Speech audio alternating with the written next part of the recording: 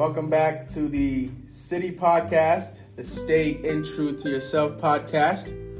It's your host, Tex Wambui, and I'm here back again with another special episode. And today, it's a very unique episode. We have a special guest, Jorvis McGee, and today is a special day for him to be on the podcast. It's an honor for me, and it's a pleasure to have him here today. So let them know who you are. So, good afternoon, good morning, depends on the timing of this video or recording that gets put out.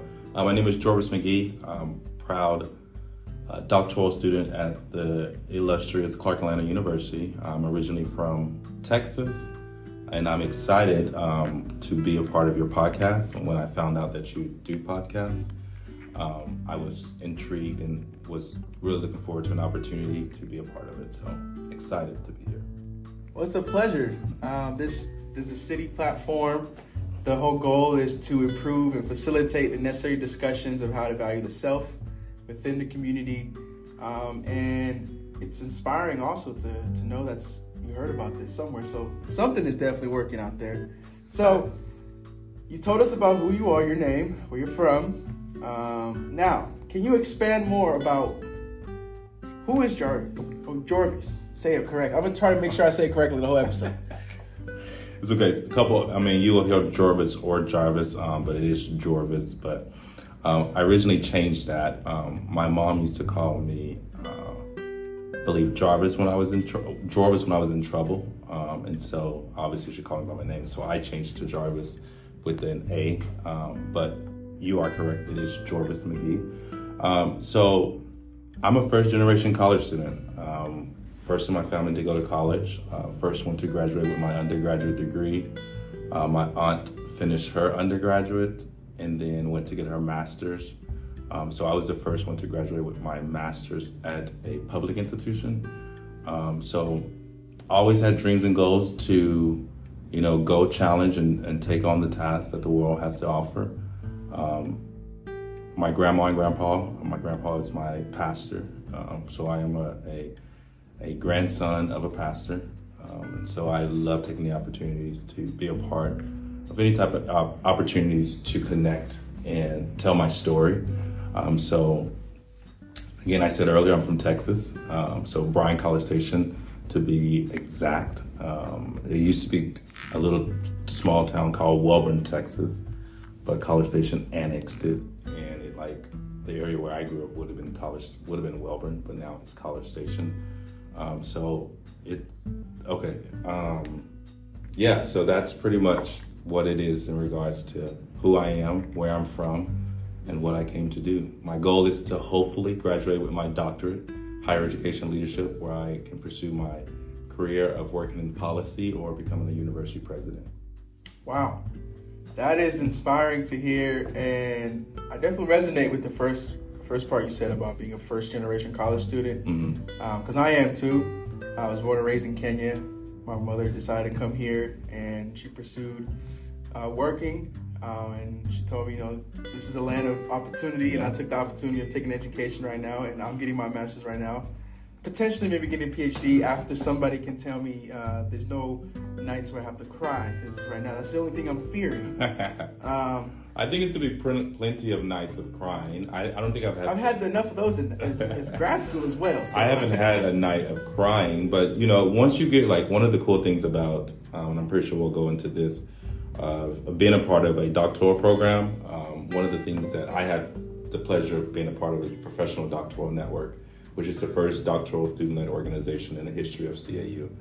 And the cool thing about being a part of the Professional Doctoral Network, you have a cohort of other doctoral students who are pursuing either the same degree as me or different degrees at the school of at the institution, CAU to be exact.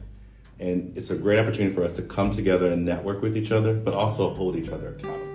I think that's one of the things that's cool about being a part of a PhD or an EDD program, whatever doctoral program you want to be a part of, but having a good support with you. And so that's why I always tell doctoral students who are enrolled at CAU to join PDN, because we're fostering a community of belonging, and that helps you want to finish. So a lot of students start their doctoral program, but they don't finish. So not finishing is the reason why. It could be because you don't feel belonging, or you feel as if you're doing it by yourself. The imposter syndrome. Yes. So, and I strongly encourage you to find a program that is right for you. But again, it's really and truly if you're first gen, you already know what it took to get here. You already know the value it took to work for what you got. So it really will inspire you to do something.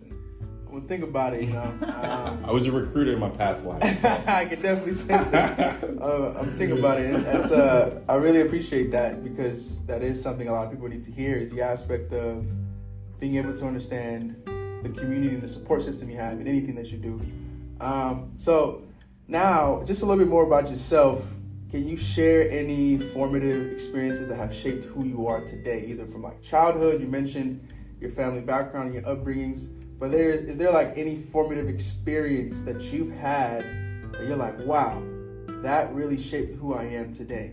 So I could tell you this one, because I always share this one. It's one of my favorite memories that I have. When I was graduating with my undergraduate degree, my grandma and grandpa came down, other family members, my uncles, my aunts, their wives, their husbands came, my little cousins came. There were so many people, my nephew, there were so many people who came down for me to visit and to see me graduate with my undergraduate degree. But I would never forget this moment was when they were reading about who's going to get this award that I was nominated for. And I received the award, it was like they were reading about me, and the vice president, the president at the time of the Javelin Alumni Association was reading who's going to get it. And I kind of feel like when they were reading it, I think they said, he's known by everyone. I kind of knew that probably was me, but I didn't want to be self-centered. And so she read it, and my grandma was there, the family was there. And when my family were very excited. And so I feel like that energy went around the entire room. And so it was probably the loudest I've ever heard someone cheer for me. It was a surreal moment, crazy. Later that day, after when I got the award, it was a Ring Scholarship. When I got the award, my grandma said something to me, and she said, "I've always just prayed for me to live to see someone in my family graduate from college." And it was very touching, because I was one of my grandma's prayers, and I didn't even know that I was one of her prayers. And so that meant the world to me. Before she passed, she got to not only see me graduate college, but she got to see my younger brother graduate from a community college. She got to see a couple more of my family members graduate from different institutions. But it was just such a surreal moment for me, because, I didn't know that my grandma was praying to see someone graduate college, and I was that prayer that God provided for her to live to see her grandson be the first one to graduate college. So I thought that moment for me was probably one of my favorite memories. Wow. And now you're getting a doctorate. Yes. That is inspiring. So my grandfather has told me, obviously he wants me to get a doctorate too, because education is really key. If you really want to change the world that we're in, you have to be involved in not just your education, but be in the room to make these policy changes, or be in the room to educate people on the importance of why you or someone else belongs here. And so I really have been an advocate for education my entire 10 years of being a part of any institution that I've worked for. Wow, man. That's inspiring to hear. And maybe now I'm rethinking about me getting a doctoral degree. It is hard work. I'm not gonna lie. It does sound like you put in a lot of hard work in there. It is hard work. That is amazing to hear, and I can really resonate with that, because the same thing for me. My grandma, she's a retired teacher, so education has always been something that I've always seen. I remember seeing her retirement at 55. I'm like, how are you 55 and you're retiring? And she's never worked since then. She's just been raising her grandkids, but she's always emphasized education is very important in whatever you want to do. And the one thing that she always says, though, is learning never stops. But what does stop is how you're able to convey a message to people. Because you can learn as much as you want, but if you're not able to put it back and pay it forward to the community, there's no point. Which leads to my next question now. So how do your personal values align with the work you do now? How do they come to that coherence and congruency of each other? How does that go? Well, that's a really good question. And to take a step back of what you were saying in regards to, being an advocate for education or being someone in the room to provide these opportunities for other people and working towards that goals, I believe that's really how I got to where I am. As a student in high school, I wasn't really like the person I am today. I was not this person when I was in high school. I did not really truly care about school. I always acted out for attention in regards to my home life and what was going on there. But I've always had a value towards certain teachers that really was able to, not to see me as I'm just this person that is acting out for attention and just a disrespectful kid, but they saw me that I really need to do more than just teach him in class. I need to show him love and appreciation and show him gratitude, show him grace. Really and truly mapped me out to want to go into education because it was teachers that really changed who I was in regards to that. So I believe that concept is what has followed me anywhere I went. I moved from College Station to Kingsville. So Kingsville is 4 hours and 30 minutes away from home. So I knew once I moved away that if I could move 4 hours and 30 minutes away from home and succeed, graduate with my undergrad and master's, get actively involved in the campus, both inside and outside of the campus, I knew that I could do that anywhere I went to. That's why I was nervous about moving to Atlanta, but I knew that, I did it in Kingsville, 4 hours and 30 minutes. Why can't I move 12 hours away from home? And so I believe that is really what has showed me that if I step out on faith, where he sends me, I will go. And I know that, like my grandma would always tell me, just trust and depend on that man upstairs will help you to get you to where you need to. So my morals and value have always been embedded back into how I started this interview, this church, or being able to find that foundation of love and support wherever I go. And I believe I've done that here and continue to do this here at CAU, because this whole community is a relationship building community. Wow. That is something that you don't really hear from a lot of people. And that's the whole idea behind City, of why City exists. I remember I was an undergrad and I had the same experience. I had moved away from home and I was like, I'm able to survive here. But I still am trying to find what is that theme that's keep pushing my wheel.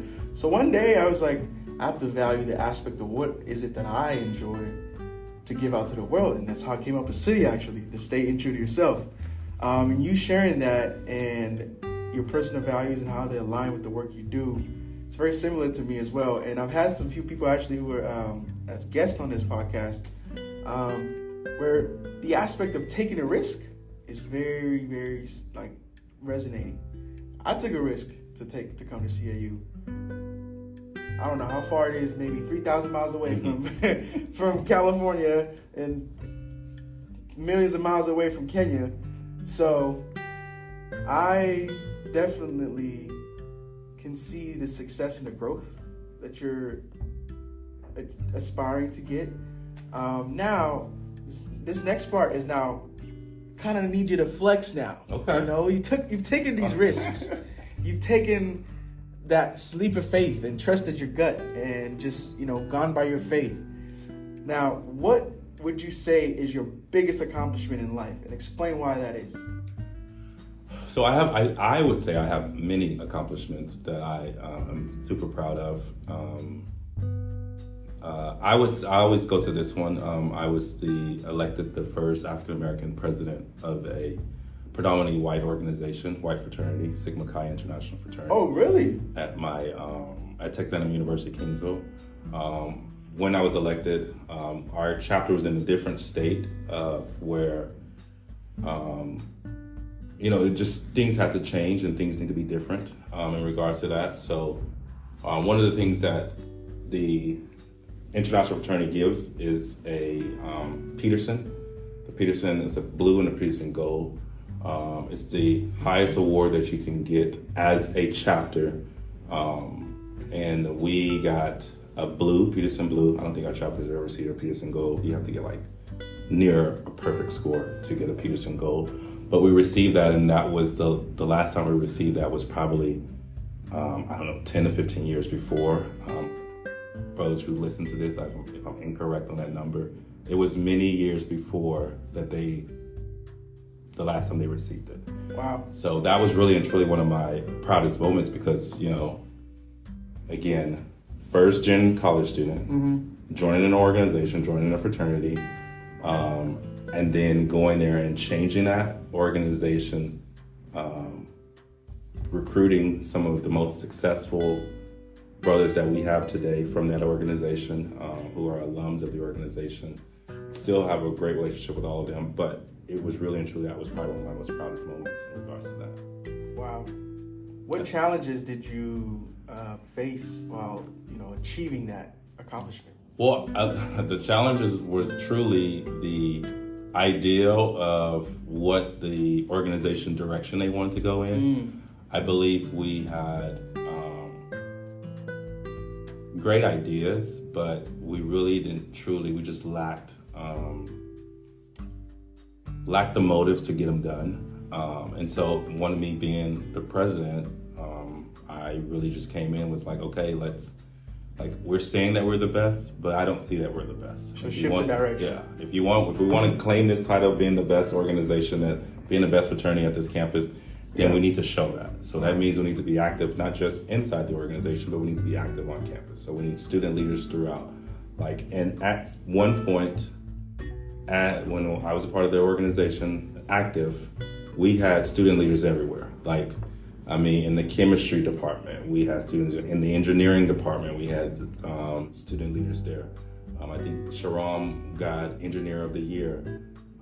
Trevor Gonzalez was a McNair Scholar. McNair? Yeah. Wow. I was orientation leader, and then I also worked in the Office of Student Activities, overseeing all of the student organizations. So we had Mark Cruz used to work for, I believe, on campus somewhere.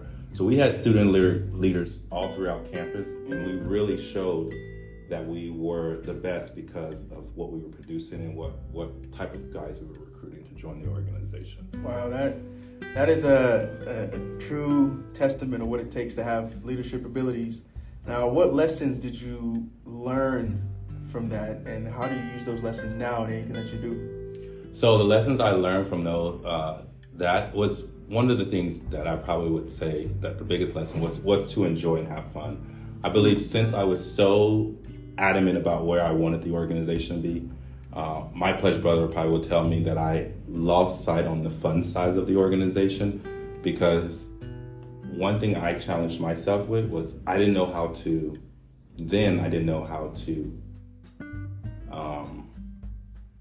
be a brother and then be president.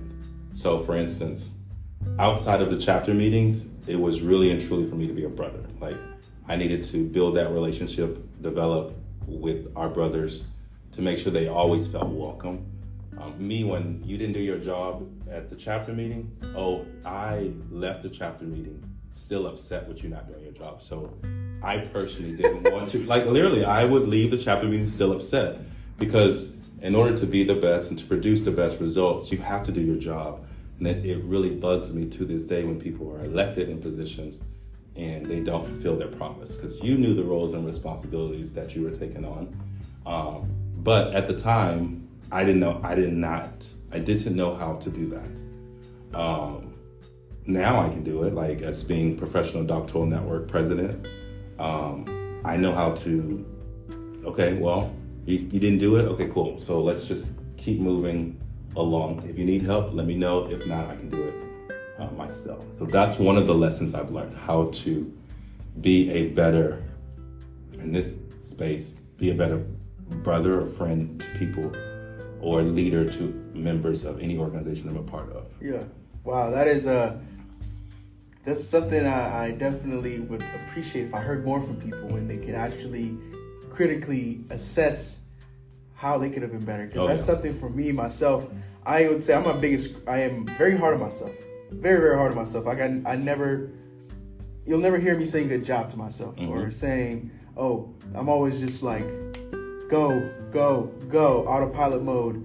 But hearing you say that, it makes me reflect on the aspect of, sympathetic joy and compassion. And that's actually what it takes to be great leaders. Because even though you might have a title, everything, at the end of the day, you're still a human being. Mm-hmm. So I really appreciate you saying that.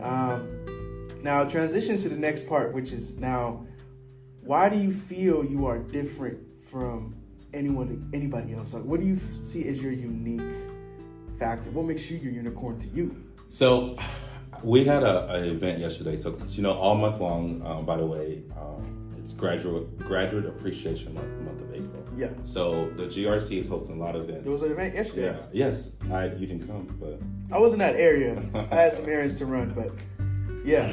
But yes. So I went to that event yesterday, and it was a great event.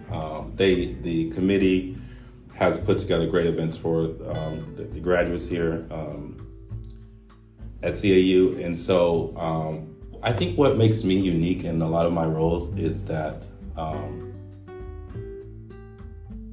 I can adapt very quickly. So I would say adaptability. So I'm very congenial as well. So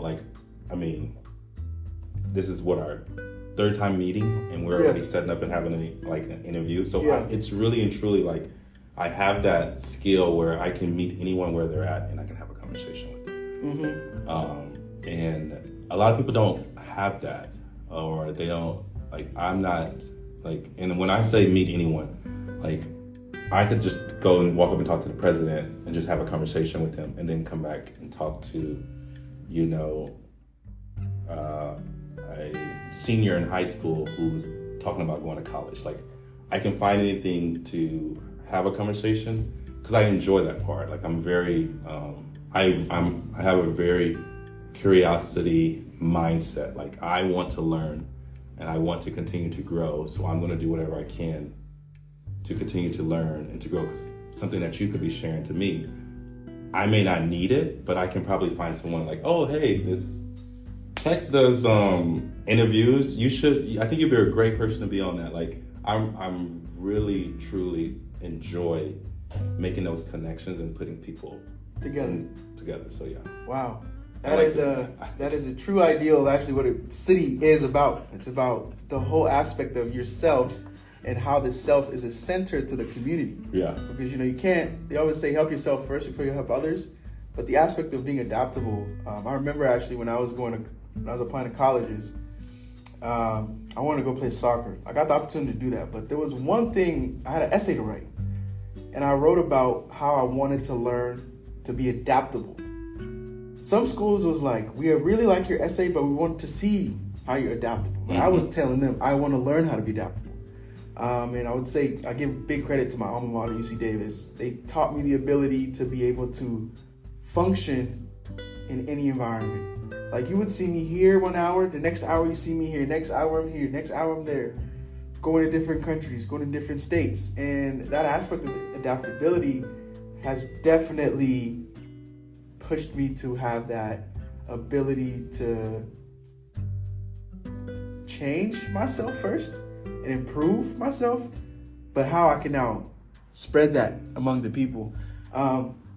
And I would definitely say that one of the challenges that I usually use for myself every time is, what can I do to ensure that I am at my best? Because if I'm not at my best, the people around me will not be. Mm-hmm. And leads me to this question for yourself. Have you faced any challenges or benefits related to your actual uniqueness? So since like I said earlier, I'm like adaptability or adaptable or congenial. I think a lot of people, my mom says this all the time, people take my kindness for my weakness. Yeah. Or they think I'm, my mom says that all the time. And so some people feel like I have or can see how I've let some people like walk over me, or because I won't like respond in a way that some people want me to respond, or say things in a way that I should say it, or do things how I should they expect me to do it based on what is going on. So that is one of the things that I feel as if has probably been one of my biggest hurdle, because I'm really a congenial person. I'm really, but I try to make sure when I see someone doing something out the way that goes against who I am, makes me not be my authentic self, I try to distance myself away from those types of environments, because, you're right. When you're not your authentic self, obviously you're not going to be true to who you are. And so I try to prevent myself from being around that. And I'm really good about like, there's a saying like, if you go to someone's house and you don't feel welcome, you won't go back. Yeah. That's kind of how I am. Like, Same. if I go somewhere and I'm just like, okay, this is awkward, or like, no, this is not for me. So, and I will leave. So that's one of my, I would say, one of my biggest hurdles that I've had to overcome. And it's still a work in progress. I take the Strength Finders assessment, and one of the things it tells me that it's expressive, amiable, analytical, driver.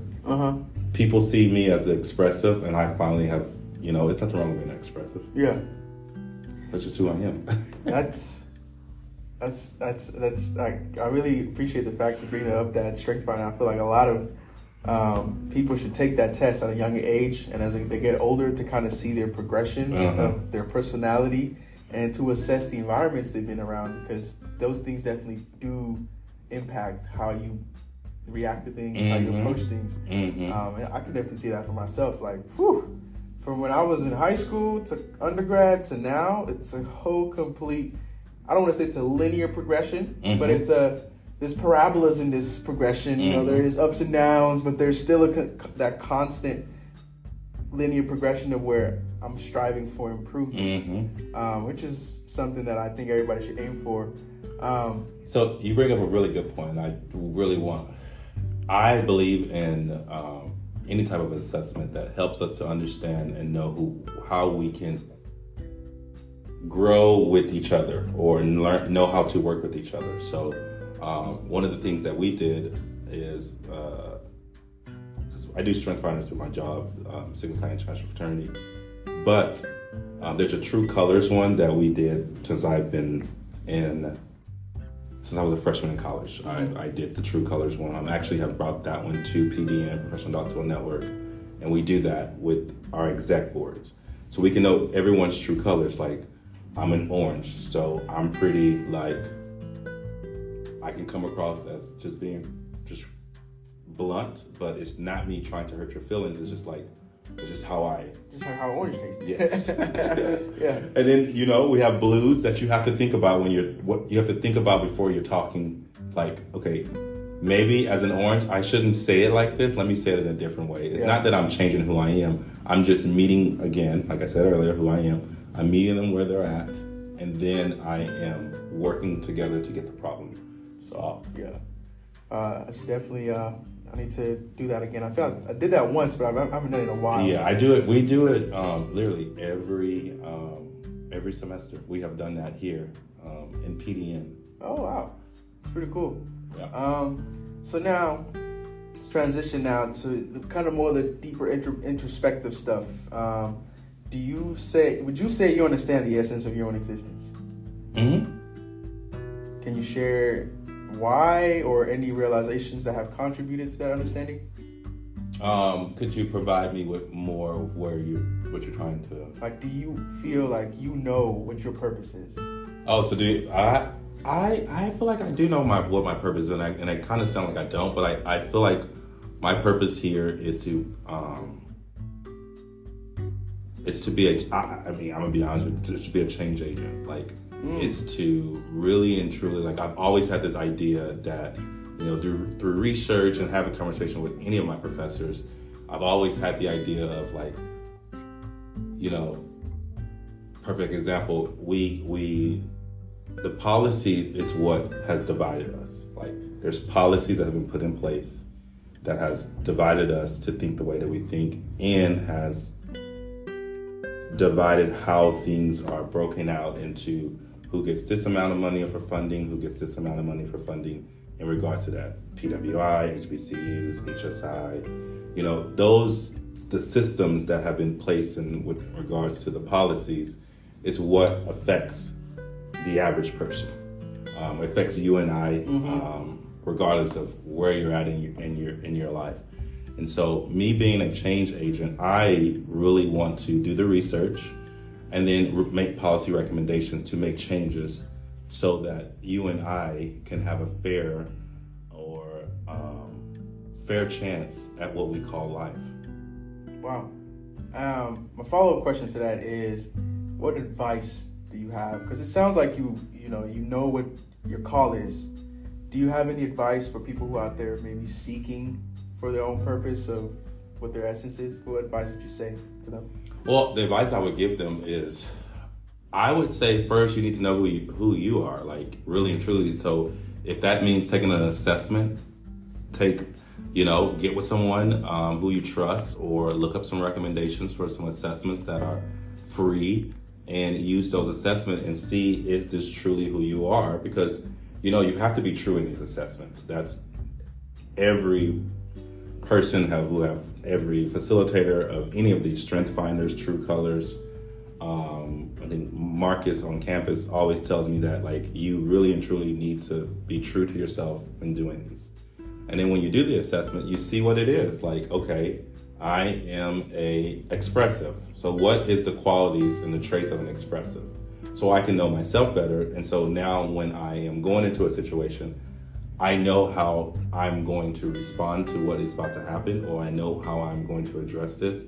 How can I make sure that I know what a analytical person is? So my supervisor, not direct supervisor, but the executive director of Sigma Chi International Fraternity, he's analytical. Like, I've had to, like, when working with him, just send him the report, and he will read through it, and then he will give you his feedback. Don't expect him to give you his feedback without reading the report or skimming. Like, he's going to take his time, understand it, and then provide you with some input. So I think it's really, truly, you have to be true to yourself and understand what it is that you want to do. And that's the next part of it. What is it that you want? Now, your wants and your needs are two different things. Yeah. You may want basic something. economics. You may want something. Yeah. But that may not be your calling and what you need. So. Wow. That inspired me to just hear that. Now it's just, do you have any works or any publications or any projects or content that you've done in your journey of yourself? What is something that you're proud of, that you've published or developed or created? Anything you want to share, tell the word about?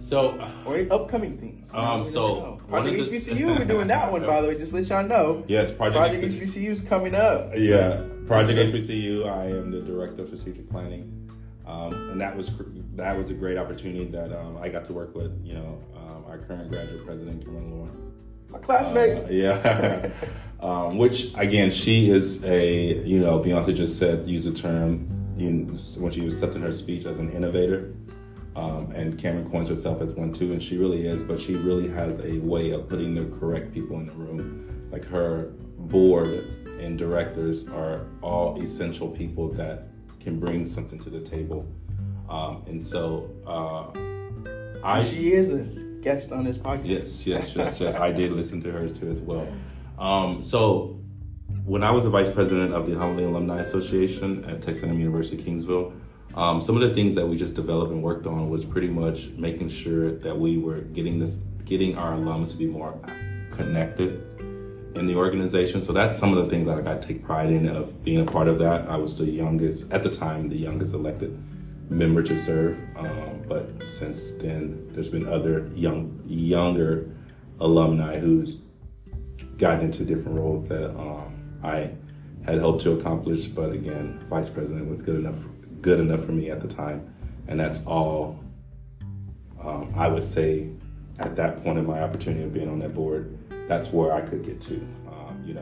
Maybe later in life I could become the president of the Homily Alumni Association, or I can become the president of the CAU Alumni Association. So, wow. That is just like you. I didn't know we even had that. Oh, yes, we do have a. I didn't even know that. We do have an alumni association. You got to stay informed. You really do. I will. There's always someone making a decision for you that you don't even know about. So it's best to stay connected and stay informed in that. And that's why I'm here. But I think any opportunity I join, I always want to leave it better than the way I found it. Yeah. That's how my grandma taught me. That is amazing. And I hope that answers your question. Yeah, it does. You talk about what you've done before, and I have done a lot. Like I don't in my 31 years of life. I texted this man asking him for a bio. He said to me, "Research me, sir." I said, "Okay," and I did. And for anybody listening out there, go research him. Go research him. You'll learn a lot. I did tell you that. Yeah. I thought I was literally. I was thinking to myself today. I was like, did I tell that? Did I say, look? I did tell you, look. No, it's fine. I was like, I respect that, because for me, I wouldn't even. I only was doing that just because my team told me, was like, do you know who you're interviewing? I'm like, I usually just do these interviews organically. You can be the president of the United States. I don't really. I just want to have. Title means nothing. Yeah, title means nothing to me. It's more of like, it's just us sharing our perspectives and our journeys and coming to that understanding, like, we're here to support each other and listen to each other. Because for me, my biggest thing for how I believe I feel like I was born a natural leader, but the traits that I've had to learn to be a leader is I have to listen, I have to understand, I have to have compassion, I have to have a way of how I react, and I have to be able to accept and adjust to those things with the person, without no judgment or anything. So the reason, for me, I really appreciate us having this conversation and having the ability to just share things that we've done, and our aspirations. Like when you said you want to be university president, I don't want to be a college president, but I want to be a college president at a community college, a California community college. Because I'm part of this program. It's called Pipelines to Possibilities, actually, where it's molding us and showing us the way to where HBCU graduates can go back into California community colleges, because it is the largest community college system in the world, and how we can go there and support and help and be that change agent to ensuring that community college students are not left out, because they are left out. So when people say, yo, I went to community college, they immediately think, oh, you're worthless or this, like that. So those notions, those stereotypes, as well as different things like funding, policies, the framework of the institution, and how to change those things. So when you said that, I was like, this is perfect, because that's one thing I want to do. And I think I read on one of your bios, you said you want to be Secretary of Education. Yes, I did. You did do some research. I want to be Secretary of State. So there's a student in my class. Transition from going to an HSI, Hispanic Service Institution, to going to an HBCU. Like, it was really and truly like I think it was Dr. Coley's International Higher Education. She asked everyone in the room to introduce themselves and then what's your career goals. And there was an individual, his name is Ladavius McNear. He is introducing himself, and then he says that I want to be Secretary of Education. And I was just like, now I've been in a lot of rooms, and I ain't never heard a black man say that not only he's pursuing and working on his doctoral degree, but he also has the same goals as me. Like, I had said to myself, I was like, they can't hire us both. Like, someone is not going to get the job. Yeah. But I was just like, that's been one of the most, like, coolest thing to experience when joining an HBCU. Like-minded individuals that look like you. I wouldn't say they all think like you, but they all have the same aspirations of coming to a HBCU to get a doctoral degree. Who I'm talking to in reference at this point, to get a doctoral degree. So they have the drive and the ambitions and the goals to get there. That's by far has been one of the, like I said, the coolest things I've ever seen. I'm so glad I chose to get a doctoral degree from an HBCU, because now I really truly feel like I understand what it means to be Black, like what it means to be a part of an HBCU, what it means to share common goals with like-minded individuals, what it means to be this change agent that I want to be, because there's other change agents around me that are all doing it in their own way, like in the Whitney M. Young Jr. School of Social Work, like in the School of Business, or like in the School of Arts and Science. Like, it has been probably one of the, like I keep saying coolest, but it really has been a eye-opening experience for me, because it makes me proud to say I love being Black. Me too. I want to be the Secretary of State. So it really, hearing you say be the Secretary of Education, I'm like, wow, who will be the president now? That's my question. I'm like, someone told me like, on the same cabinet. I get like some of my former teachers always inbox me and say, I'm so proud of you, or they'll send me messages and whatnot. And they always say, Jarvis for president. I'm like, I used to get that a lot when I was a kid, but I'm not the person. I've actually never run for any position of such like tier leadership. I've always gone like, maybe the highest I've gone for is like a treasurer or something. Yeah.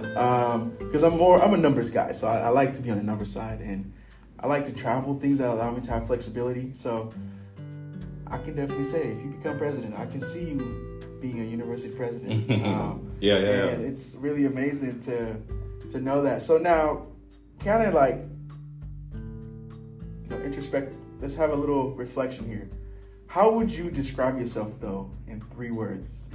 And 3 words. If you can elaborate on each of these 3 words, right, on how those 3 words represent the different aspects of your personality or character. Describe myself in 3 words. Ooh, that's really good. All those strength finders tests you can come in. Oh, no. That's what I'm thinking about. That's literally what I'm thinking about. So I would say futuristic. Oh, that's one of mine. Okay. That's one of mine. Nice. I would say, I don't know, communication, or communicator. And what else would I use to be?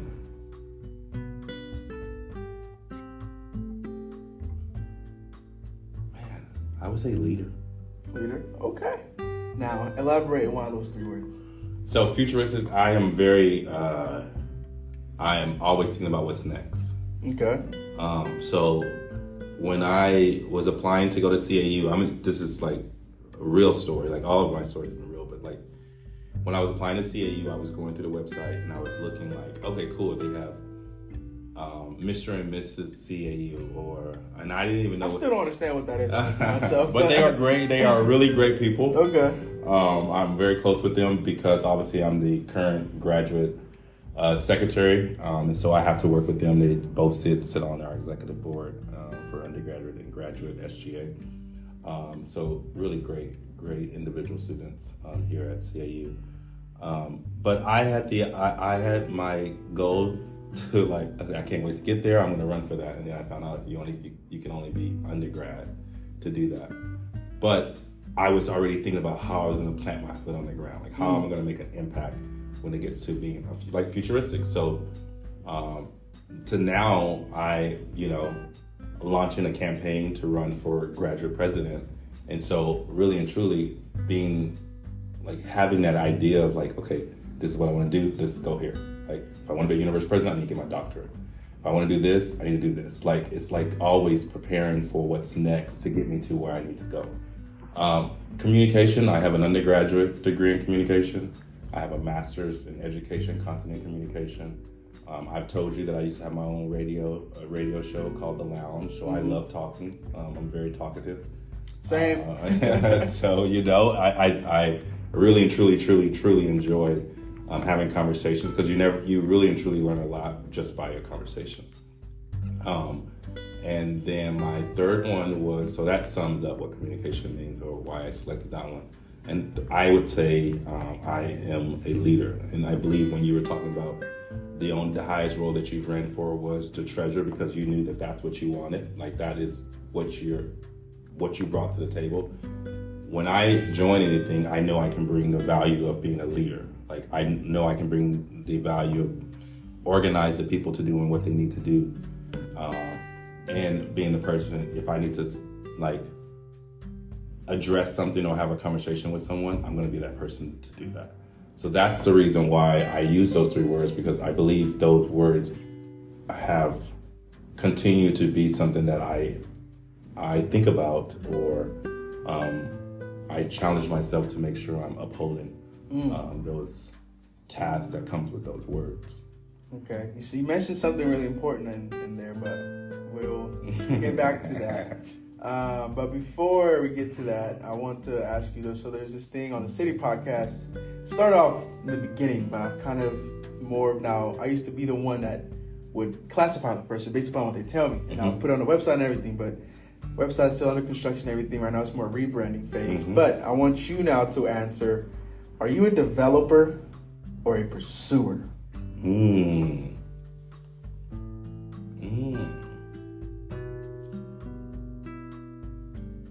I would say I'm a pursuer, but I feel like I have developer qualities. That's what I was looking for. You know, because the reason I asked that is because it lets me now know how you think. Because if you just classify yourself as one, you're limiting yourself. You know, but if you look yourself at your strength is, you say you're a pursuer, but you also do see that the fact that you have the ability to develop things, to balance of both. So the reason I asked that question is just to kind of get a sense of, you know, the type of person you are when it comes to how you approach things and how you think, and you answered it perfectly. Even if you would have just said, I see myself a pursuer, and you strongly stand by that, I'm like, that is completely okay. For me, the way I look at it, when first person ever asked me that question, they asked me, are you a developer or pursuer? It was an economics professor. I was in a class and I was confused. It was an 8 a.m. class. I just walked in. I still had pajamas. I was a freshman. Walked in. He's like, are you a developer or pursuer? I was confused. I said, I am techs. I don't know what this is. I'm a student. He's like, why are you here? Are you pursuing education, or are you here to develop something with your education? Wow, that's good. I was confused, right? So I went back home, thought about it all day, talked to my friends about it all day, went back. I came up with the whole idea of city. I was like, okay, I am pursuing education to learn on what I want to develop. So what have I learned so far? That's good. And I was using what the principles I've learned in economics, right? I started the whole nonprofit. I was like, oh, this is what I've learned. This is what I'm developing. So from that moment, it became something I asked myself in everything I did. Even coming to CAU, I was like, what am I pursuing there? What am I going to develop out of this?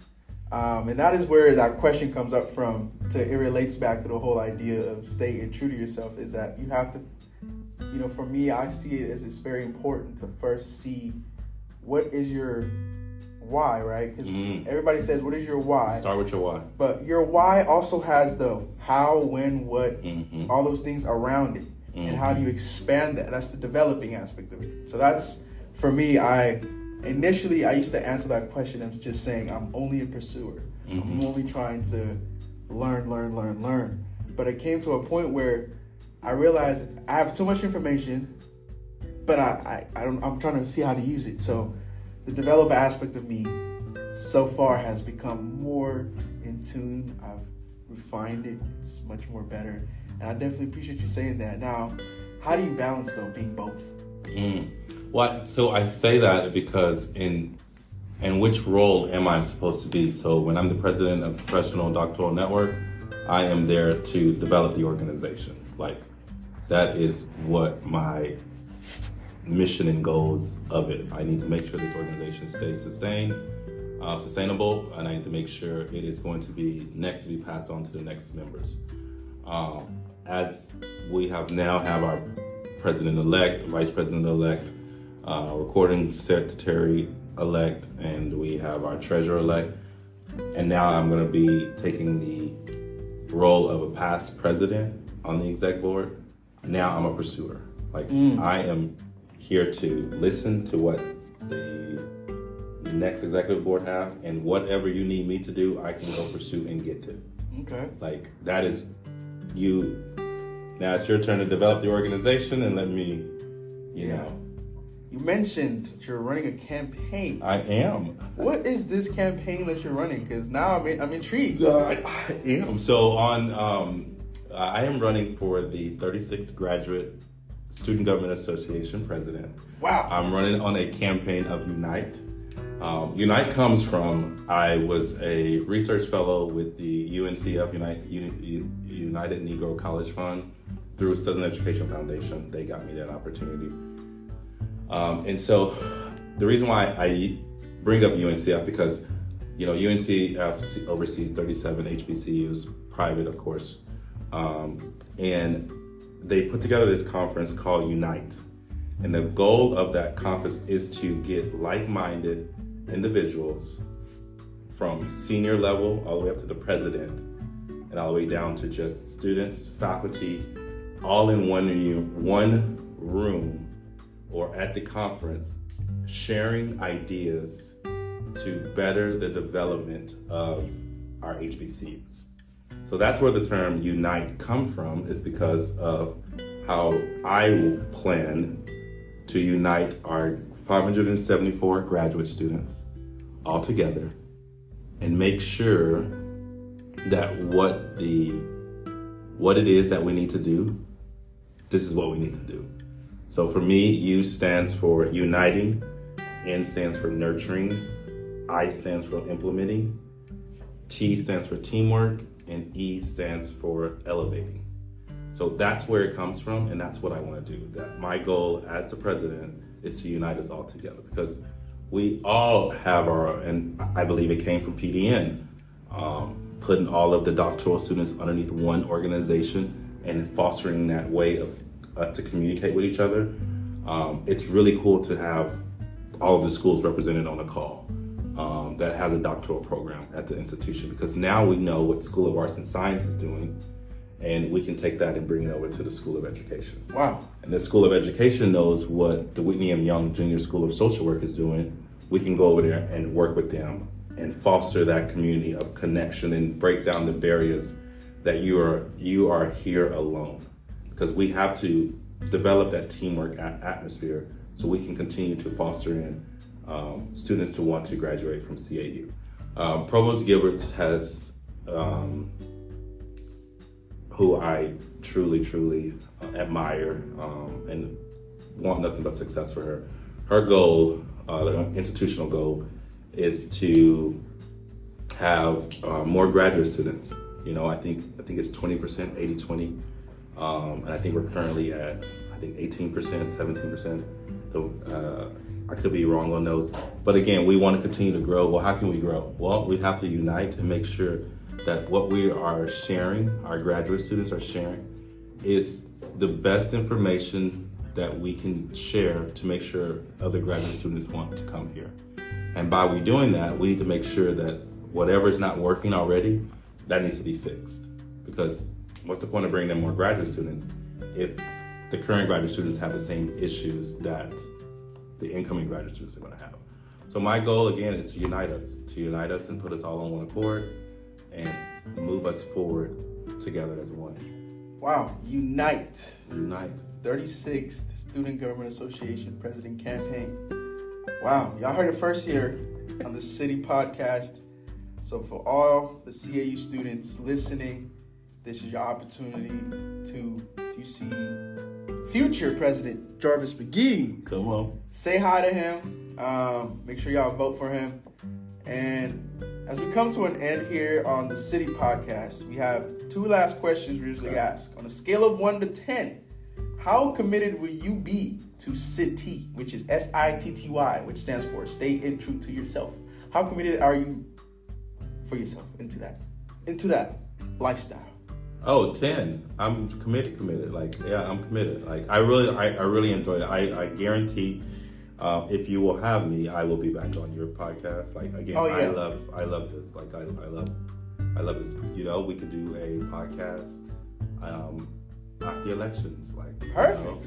You know? You'll be speaking to the president-elect. Amen.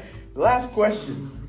If you were to be quoted on how to stay in true to yourself, what would that quote be? Where, you know, at the end it says - President Jorvis McGee, or whatever it is. So, what would that quote be for you? I live by this quote that my grandfather actually said, so it probably wouldn't say my name. It'd say Reverend John Lott Jr., the quote. And he has always said this because, you know, I was, again, bullied. I was bullied in school as well. That's probably why I was such who I am today is not who I was in school when I was in K through 12. But the quote that he used, and I live by to this day, is not what they call you, it's what you answer to. So if someone's calling you out your name, you don't have to respond because that's not who you are. If that's not what your birth certificate says, if someone is, you know, calling you... Say that again? It's not what they call you, it's what you answer to. It's not what they call you, it's what you answer to. That's really the quote that I live by. Powerful. You know, I used to go home because I'd be like, they didn't call me this. And Grandma was like, is that your name? And I'd be like, you're not understanding. Like, I am telling you that what he had said. Hey, son, I understand. I understand what you are saying clear as day. I have, like, again, we get so caught up in this whole labels of what society has put us in that we forget who we are. Like, that's not who I am. Like, wow. You're not calling me Jorvis McGee and sooner or later be calling me Dr. McGee, then you're not talking to me. Wow. I heard that. I heard that very well. Y'all heard that very well too. It's not what they call you. Is what you answer. It's what you answer to. It's been a pleasure to have you on the City Podcast. Yes, and to all the listeners out there, please make sure go subscribe on all listening platforms, Apple Podcasts, Spotify, Google Podcasts, Amazon, wherever you're listening to. And as we always say on the podcast, always pursue your dream, seize the day, peace out. Thank you for having me.